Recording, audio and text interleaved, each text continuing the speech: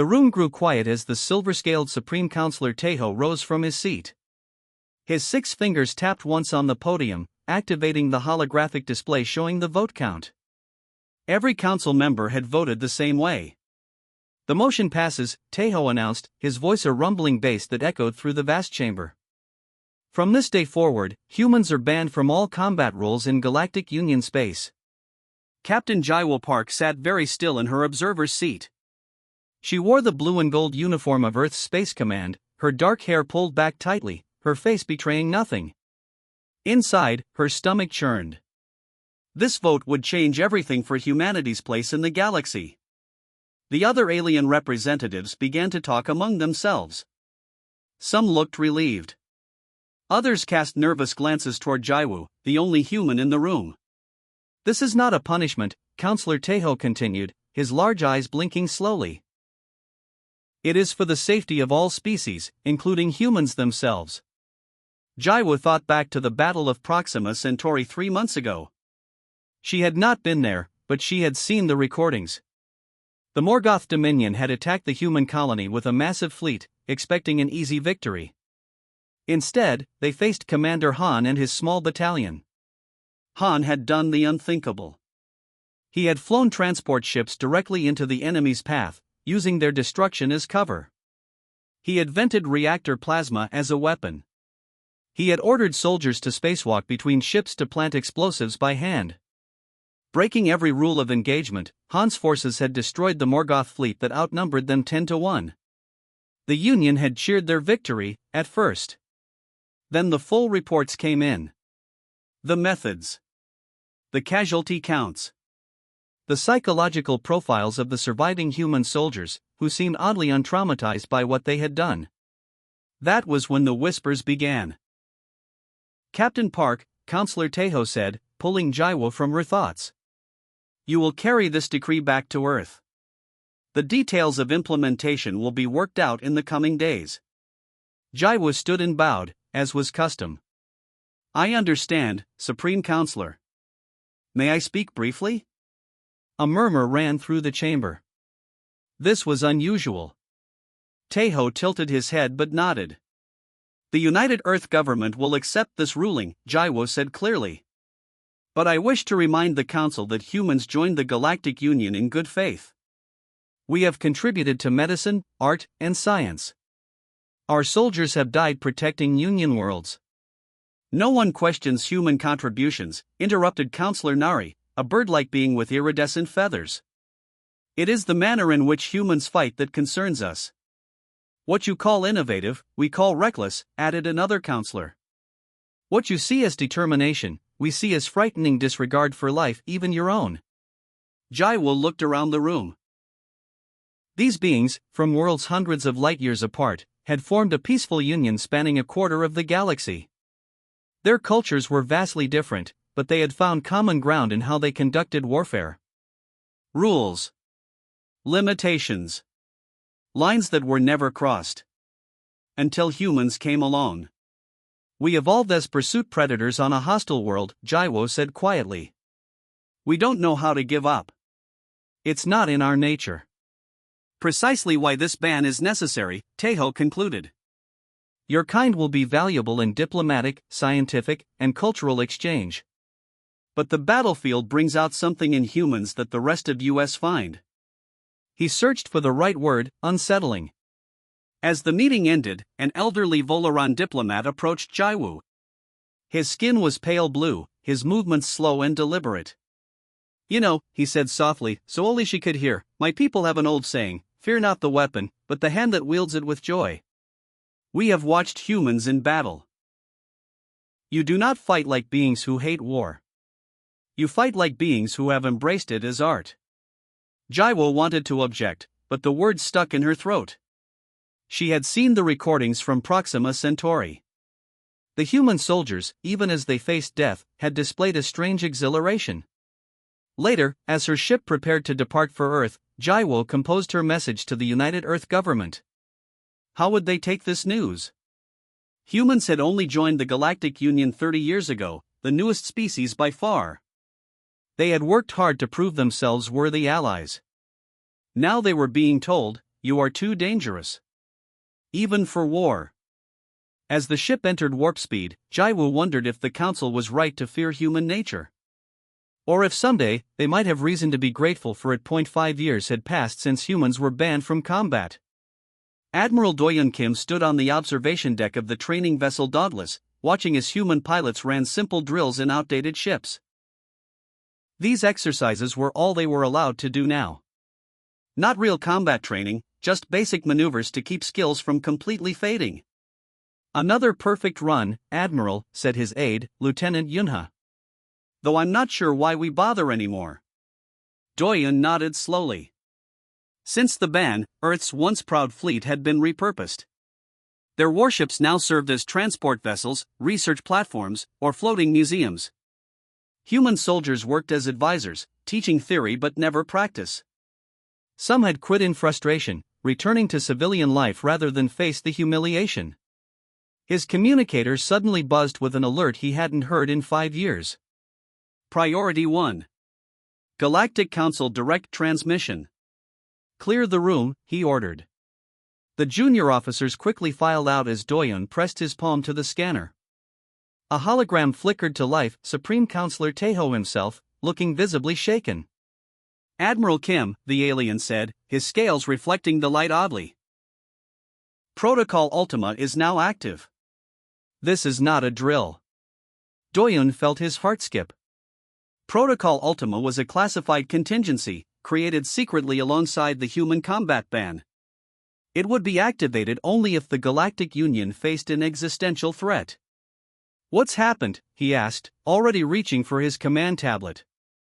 The hive mind has emerged from Sector 9. They've already overrun 3 border worlds. Millions dead. Our forces are. Taeho's composure broke for a moment, they're being slaughtered. The hive mind.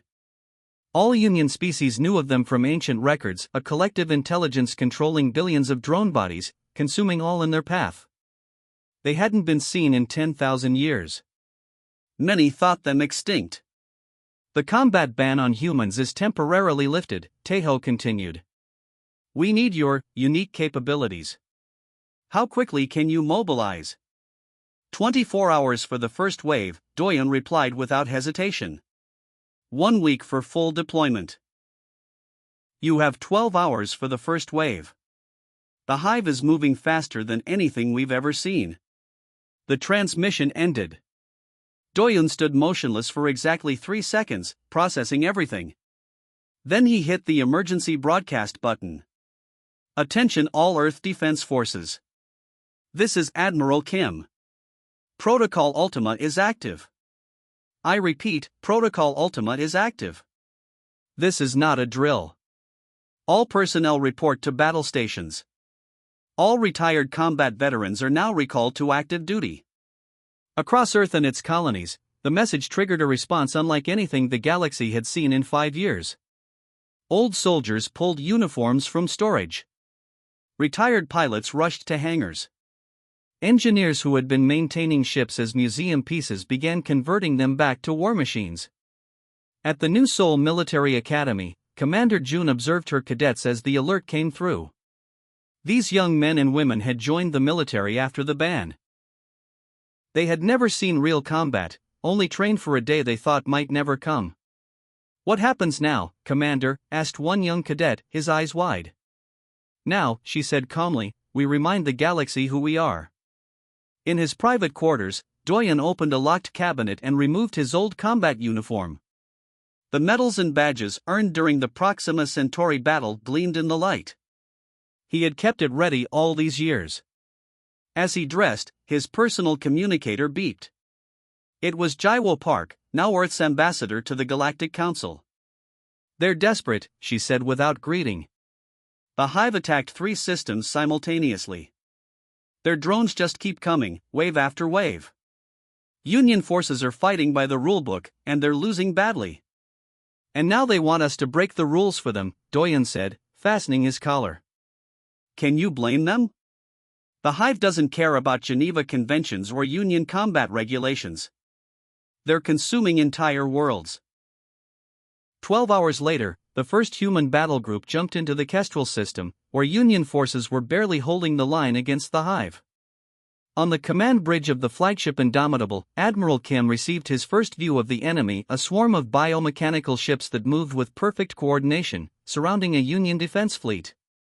"Open communication to all human vessels," he ordered. When the channel opened, Doyon spoke the words 5 years in waiting. "This is Admiral Kim to all human forces. The restrictions are lifted. Combat Protocol Alpha is now in effect." He paused, then added, "Remember Proxima Centauri. Remember why they feared us. And show them why they need us now." Across the human fleet, men and women who had been forced to hold back for 5 long years prepared to unleash everything they had been keeping inside. The galaxy was about to remember why humans had been banned from war. Lieutenant Nina Lee stared at the tactical display showing Epsilon Station. The space around the massive Union outpost swarmed with red dots, Hive drones, thousands of them, moving in perfect formation. Behind her, the alien station commander, a tall Phrygian named Olin, watched nervously. "We should evacuate," Olin said. "Standard Union protocol calls for retreat when outnumbered 5-1. We are outnumbered 20-1. Nina didn't look up from the display. "How many cargo shuttles do you have?" "Cargo shuttles?" Olin blinked his large eyes.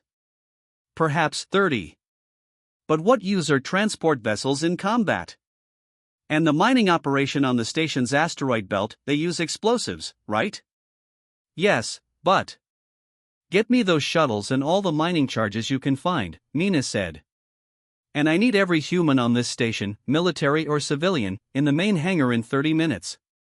The Phrygian started to object, then remembered the special orders from Central Command.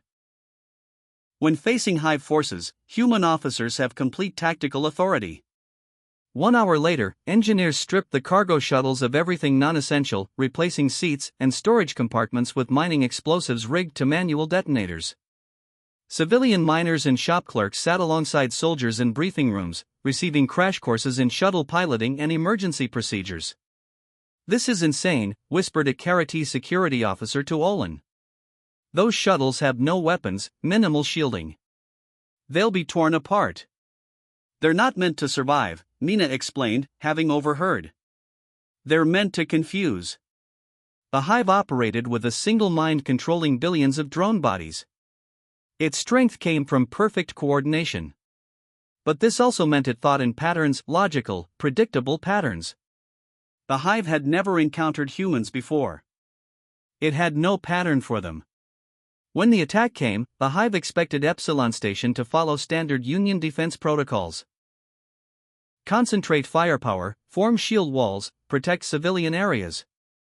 Instead, the station seemed to go mad. Cargo shuttles burst from launch bays, flying in chaotic patterns. Some charged directly at Hive ships. Others seemed to flee, only to loop back around. The few actual human fighters mixed among them made the pattern even more confusing. From the command center, Mina directed what looked like complete chaos. Her orders sometimes contradicted each other. Units separated, then rejoined at seemingly random moments. Section 3, break right now. Shuttle Group 5, full speed ahead. Mining team, drop your charges and scatter. The Hive drones, programmed to respond to recognizable tactics, hesitated. Their collective minds sought patterns but found none. A cargo shuttle piloted by a human cook crashed into a Hive carrier, its mining charges detonating on impact. 3 more followed, each hitting critical systems. The Hive diverted resources to protect its larger ships, leaving gaps in its formation. "There." Nina pointed. "All fighters, concentrate on Grid 7. Human pilots pushed their ships beyond safety parameters, flying through gaps that closed behind them. They fired not at the most dangerous targets but at seemingly random points, which turned out to be neural relay nodes the Hive used to coordinate its drones. After 3 hours of battle, the impossible happened. The Hive forces began to retreat, their perfect formation breaking down. "They're running," Olin said in disbelief. "You actually drove them back." Nina nodded grimly. "We lost 40% of our people. but saved the station and its 10,000 inhabitants, Olin replied. No Union commander would have made that trade. That's why they banned us, Mina said quietly. And why they need us now. Across 3 sectors of space, similar reports flooded into Union command. At Proxima Outpost, Commander Jiho had converted mining lasers into weapons. At New Darwin Colony, Captain Subin had used the planet's atmospheric interference to hide ships that struck when the Hive least expected. On the frontier world horizon, Major Hyunjin had evacuated civilians into the planet's unstable volcanic region, a place too dangerous for most species but where humans could briefly survive, luring Hive forces into a trap. In the Galactic Council emergency chamber, Supreme Counselor Tejo reviewed these reports with mixed emotions. The humans were winning battles that his military experts had deemed unwinnable. But the methods shocked even veteran commanders. They fight as if they have no fear of death, a Karate general observed. No, corrected Ambassador Jaiwo Park, who had joined the War Council. We fear death as much as any species. We just don't let that fear control us. Back at Epsilon Station, Mina walked through the hangar bay, now filled with wounded and the bodies of those who didn't return. A young civilian who had volunteered to fly a shuttle sat alone, shaking. She sat beside him. First combat, she asked. He nodded. I was just a maintenance worker. I never thought I'd. His voice trailed off. What's your name? Minsu. Well, Minsu the maintenance worker, today you helped save this station. He looked at her with tears in his eyes. How do you do it? How do you make these choices? Mina considered this. The Hive thinks as one mind. That's their strength and their weakness. They can't understand why we would sacrifice some to save many. They can't understand chaos as strategy. They can't understand humans. On the other side of the hangar, Olin watched the humans tend to their wounded, prepare their remaining ships, and plan their next move. He finally understood why the Union had banned these beings from warfare. Not because they were bad soldiers, but because they were terrifyingly good ones. Dr. Youngsu stood before the Galactic Council, his hands steady as he operated the holographic display. Around him, the alien counselors watched with a mixture of fascination and discomfort. On the display, video footage showed human soldiers in battle against the Hive, scenes of incredible bravery mixed with shocking violence. As you can see, Youngsu explained, pointing to a soldier who continued fighting despite a serious wound, humans possess physical and psychological traits that make them uniquely suited for combat against the Hive. Counselor Tejo leaned forward. Explain these traits in simple terms, Doctor. Youngsu nodded and switched the display to show a human skeleton beside those of other species. First, humans evolved as pursuit predators. Unlike ambush hunters who rely on surprise, humans chased prey to exhaustion. This gave them exceptional stamina and a mental state we call the hunter's patience, the ability to follow a goal for days without stopping. The display changed to show brain scans. Second, the human brain has an unusual mix of empathy and aggression. They can form deep bonds with teammates while simultaneously planning violence against enemies. Most species excel at one or the other. A Phrygian counselor raised a slender hand. But many species have these traits to some degree. What makes humans so different?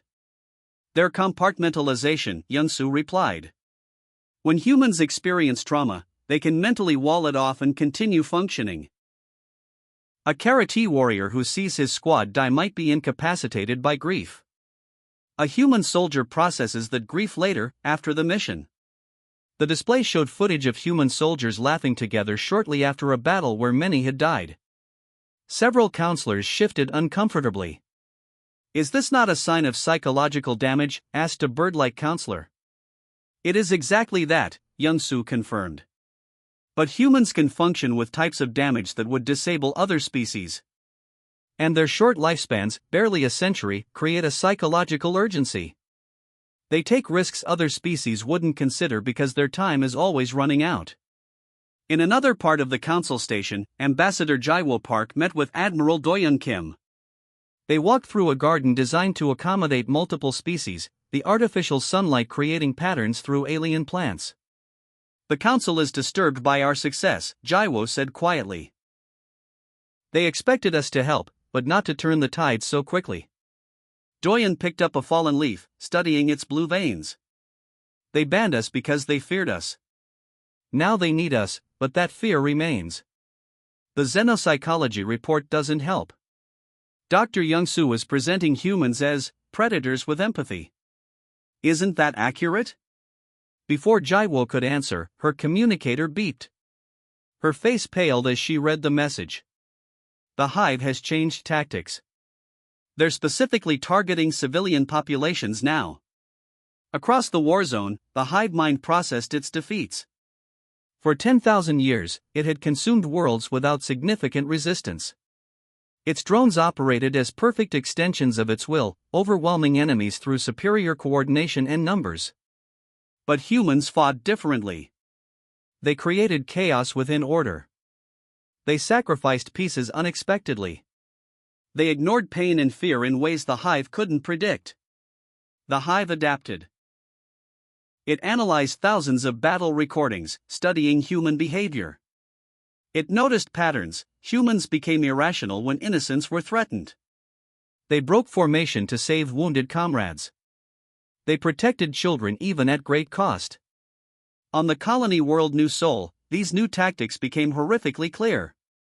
The hive bypassed military targets, instead sending swarms of smaller drones directly into civilian areas. They specifically targeted schools and hospitals. The human defenders faced an impossible choice: maintain strategic positions or break ranks to save innocents. Captain Minji-san watched her carefully planned defense collapse as soldiers abandoned positions to rescue civilians.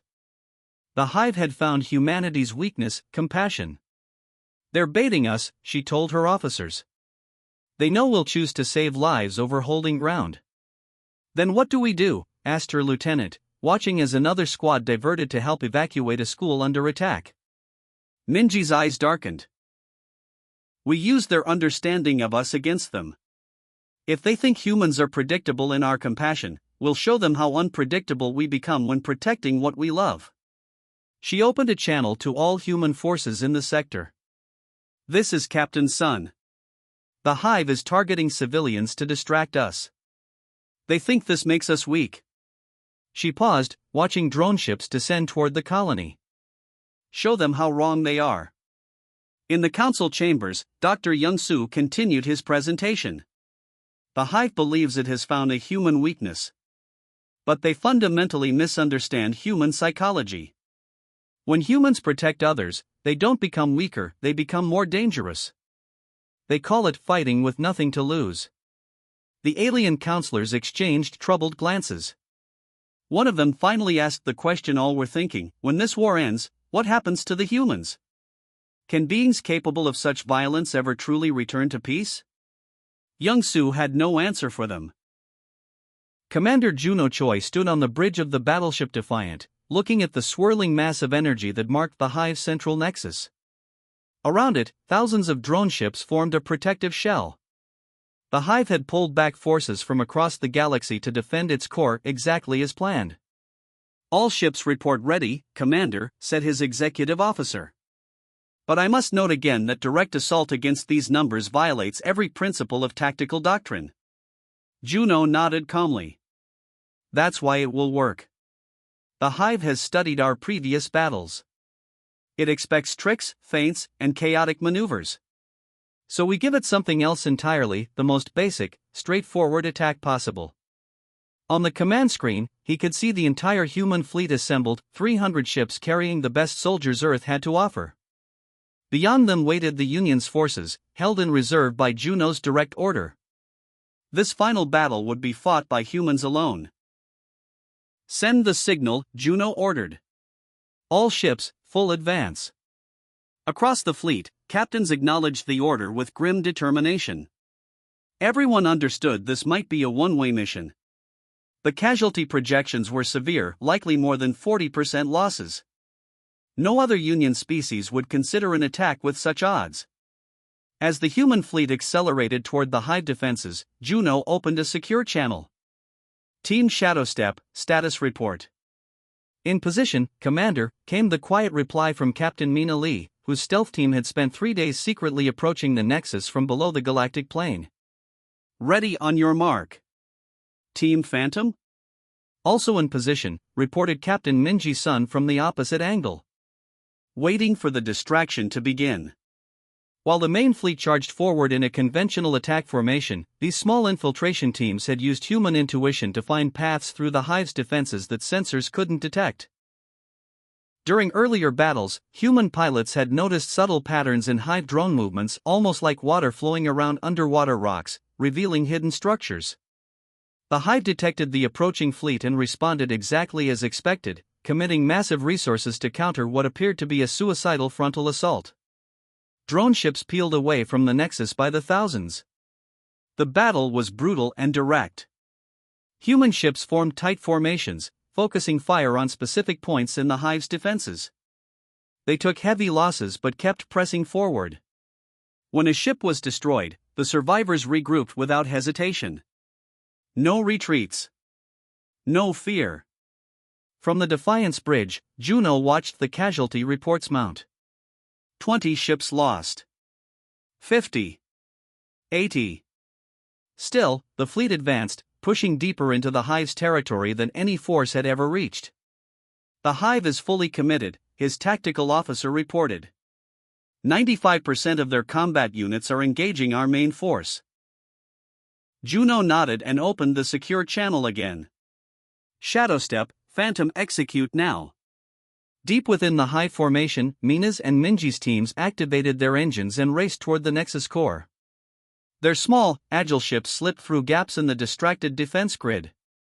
Each carried a special payload, not conventional weapons, but devices designed to interface with and disrupt the Hive's neural network. The Hive realized the deception too late. It tried to recall forces to protect its core, but the main human fleet fought with renewed intensity, blocking the return path. "We're at the core structure," Mina reported, her voice steady despite the chaos around her. Beginning neural disruption. The human scientists had theorized that the Hive, despite its alien nature, would share certain vulnerabilities with neural networks. The disruption devices didn't try to destroy the Hive, only to introduce conflicting signals into its network, something like pain in a biological organism. When the devices activated, the effect was immediate and dramatic. Across the battlefield, drone ships suddenly lost coordination. Some froze in space. Others flew in random patterns. The perfect unity that made the Hive so dangerous dissolved into confusion. 3 hours later, it was over. The Hive sent out a signal that Union translators interpreted as surrender. Its first communication to any species in 10,000 years contained a concept that xenolinguists struggled to translate. The closest approximation was respectful terror and acknowledgement that humans had done what the Hive thought impossible. The war was won, but at great cost. Human casualties exceeded 45%. Ships that should have carried thousands of crew members limped back with hundreds. Yet in debriefings, the survivors showed no regret. They had done what was necessary. 1 month later, the Galactic Council convened to reconsider the human combat ban. Ambassador Jaiwo Park was surprised when Admiral Doyeon Kim spoke in favor of strengthening the restrictions. "The ban exists for good reason," Doyeon told the council. "What we become in war is necessary sometimes, but should not be our normal state." The final treaty established the Human Crisis Response Directive, an acknowledgement that in dire emergencies, the galaxy might need its most dangerous species. But the controls would be even stricter than before. As the session ended, a Karate admiral approached Jaiwoo. "You know," he said quietly, "we didn't ban humans from war to protect ourselves from you. We did it to protect everyone else from what we become when facing you in battle." He looked troubled. "When we fight humans, we must become more like you to survive. And that terrifies us more than anything."